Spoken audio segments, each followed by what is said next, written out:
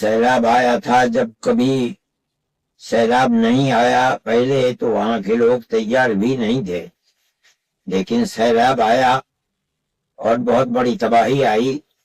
جمعیت علماء نے اپیل کی تھی مسلمانوں سے کہ ان کی مدد کریں۔ مسلمانوں نے اس طرح دل کھول کر مدد کی کہ 4-5 دن کے بعد ہی ان لوگوں نے کہا کہ ہمارے گھر سامان سے بھر گئے، جگہ نہیں ہے، اس لیے اس کو بند کر دیں۔ اس وقت اپر آسام کے اندر اسی طرح سیلاب آیا۔ پہلے سیلاب نہیں آتا تھا، اب سیلاب آیا۔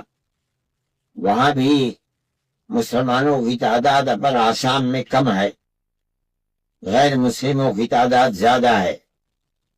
جمعیت علماء ہند کی طرف سے میں یہ اپیل کر رہا ہوں کہ جس طرح پنجاب کے اندر مذہب سے اوپر اٹھ کر انسانیت کی بنیاد پر آپ نے مدد کی تھی، اسی طرح انسانیت کی بنیاد پر اپر آسام میں بھی مدد کیجیے۔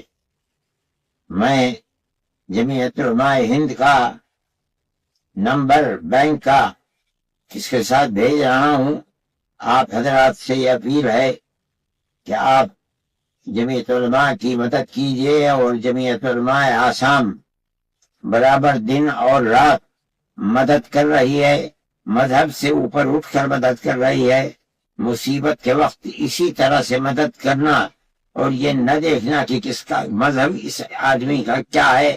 یہ جمعیت علماء کی قدیم روایات ہیں، ہم انہی روایات کی بنیاد پر آپ سے اس مصیبت کے وقت میں اپر آسام کے رہنے والے لوگوں کی مدد کی اپیل کرتے ہیں۔